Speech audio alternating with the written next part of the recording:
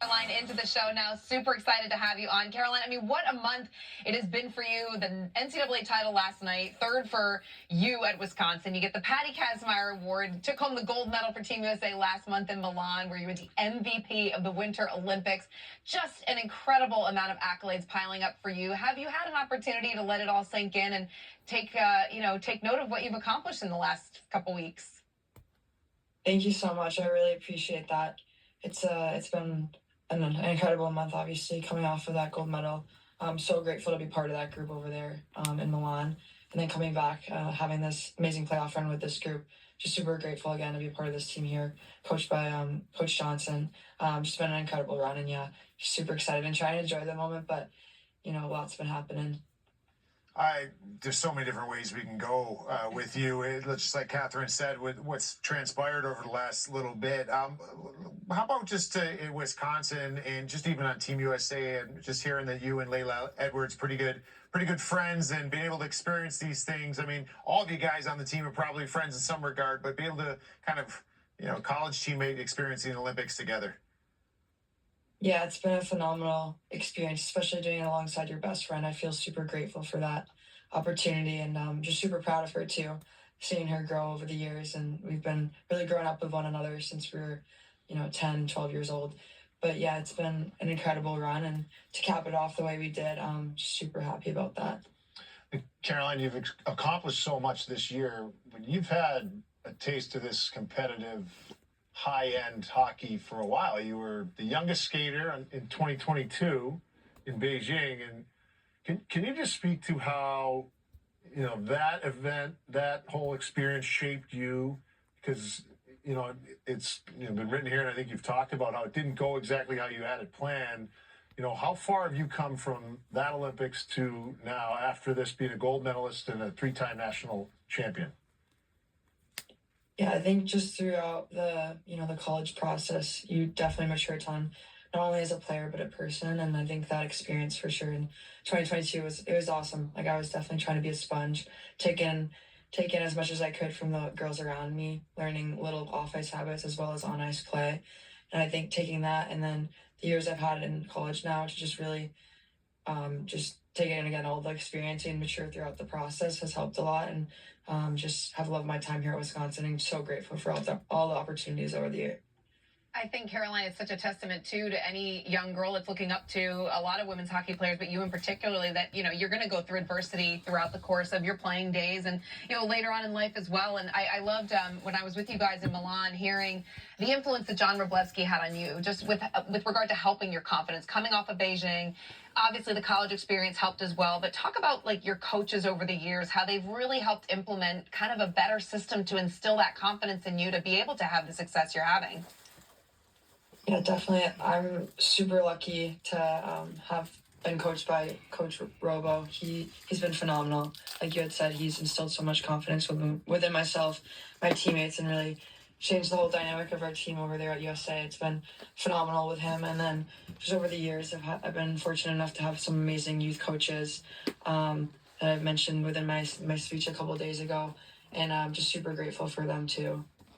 So what's like? Can you give us an example of just how a coach maybe unlocking that confidence that was in you? Because you had it, and to be in a moment or a time where maybe you lose that. What does a coach do to kind of help you get that back? Yeah, I think Robo has a special way of getting through to his players, and I just remember having a conversation with him following that Olympics. And I just feel like he reads his players super well, and he just knew exactly what to say in the moment. Because I just remember a couple of times I'd be like, "Can we go over film?" And he'd meet me with me and be like, "We don't need to go over film." And he would just have a one-on-one mentorship type of talk and just be like, "You got it. Just believe in yourself." And it was just little conversations like that went a long way and would just build me up over time.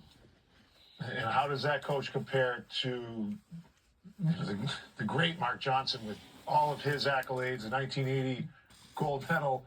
And now you get to be coached by him. He's got 9 titles now, I think. It's incredible. What's your relationship with him like?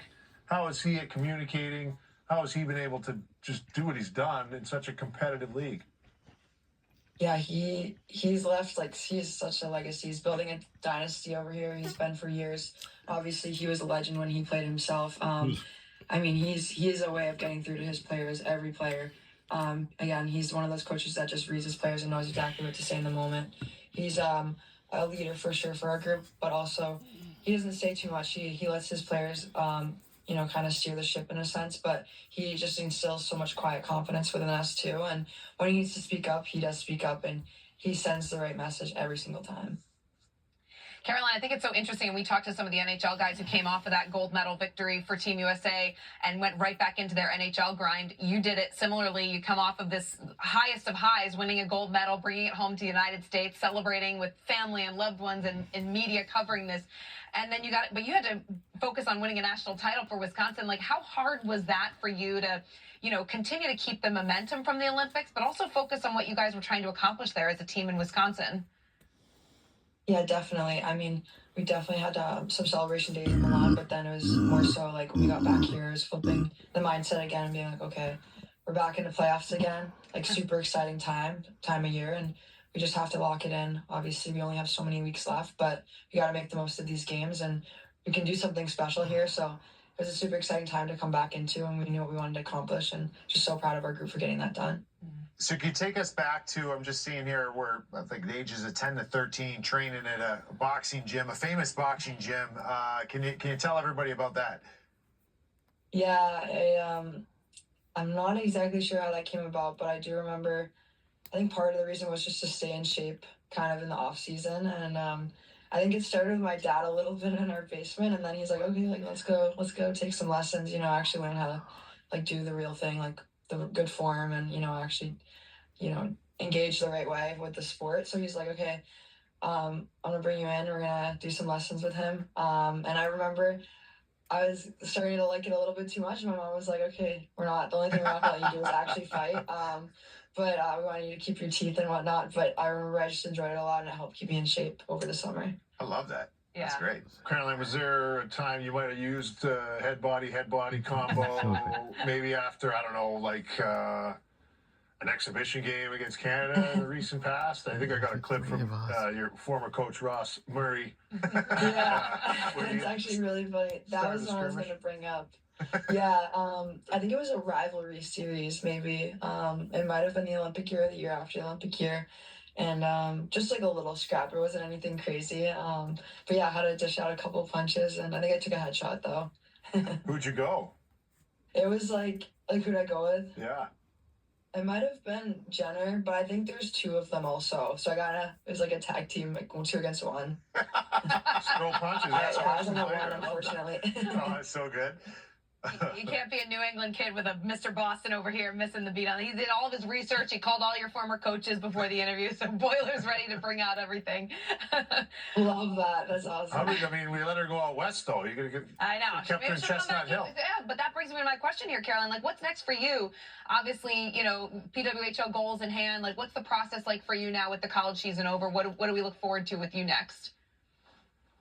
Yeah, so the next couple of days, just spending time with teammates, reflecting on like this year. It's been awesome with the teammates, but looking ahead, take some time off, then get obviously back off into it, training off season, looking ahead again next year. But for now, kind of enjoying the next couple of days, and then the draft will be in June, so looking ahead to that, and we'll get ready for that. Maybe Boston. You never know, Boiler. You can go see her maybe she'll be right in her backyard. You're back, yep. Hey, she could teach Declan a little hand combos too. Head body. I teach Bella too. Hey, I want to ask you real quick. It was I thought it was super cool reading it. You got the nickname KK from your younger sister. Couldn't pronounce Caroline. Caroline, is that correct? Yes, like pretty correct. It's actually funny. My sister, she's like 14 months older than me, but for some reason, like she still couldn't, like she was older than me when I was born, and it just came out as KK, and then got stuck since, and now everyone calls me that. Oh, I love that. You're becoming a big star, and she's the one who gave you the nickname. Yeah. Good stuff. This is great stuff. Still KK, though. I got one more Ross Murray one. So I asked him, I said, so listen, where's this draft situation? Where's it going to end up? And I just wanted you to know he still has high praise. He said, well, she's the best female hockey player on the planet, so I would assume she's going to go number 1. Is that something you have your sights set on? Is that a goal of yours, or is that something out of your control at this point? Looking ahead, I'm just fortunate wherever I end up, whatever team takes a chance. It's out of my control, and I'm just super proud. I think it's going to be a very deep draft class, and we'll see what will happen ahead. Caroline, I thought the games were awesome this weekend. ESPN covering them, and I thought the combination of the competition with women's hockey on the ice, the way the attendance was received out there at Penn State. Can you just speak to the growth of the game and what you're seeing from the young girls in attendance, the parents that come up to you, the comments that you're receiving as you guys continue to ascend as just tremendous role models, not only in this sport, but just in general for women? Yeah, it's a super cool thing. I think the growth of just women's sports, but also like women's hockey, has been significant. As I think, especially coming off the last Olympics. But yeah, with the new league in place, the numbers keep growing. The support, it's incredible to see, and just to be a small part of that. I've been so lucky and cool to experience that. And but the coolest part, I think, is it's not even just little girls anymore, it's little boys supporting us too. And seeing that is so cool. Like their favorite player may just be a PWHL player now and not an NHL player anymore, so that's so cool to see. I got one more. You're at Wisconsin. It's a great time to celebrate because you guys just won a national title. There's an establishment there called the KK. Is that still an establishment at Wisconsin? Yeah. Are we going to get a KK drink at the KK, or what's happening there? Have we been there to celebrate the national That title would yet? be cool. Yeah, I think a couple years not a couple years ago, last year, I think we might have ended up there a bit. And then definitely my freshman year too. So might be making an appearance there again. It'd be cool though to have something like that for sure. Oh, they have to. I mean, Yeah. whose resume is better than yours right now? That's got to be like drink number one on the specials list. Yeah, that's a good idea.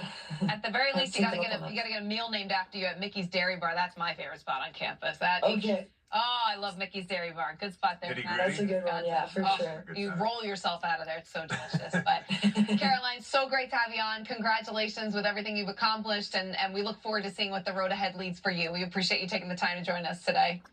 Thank you guys. Yeah, appreciate it.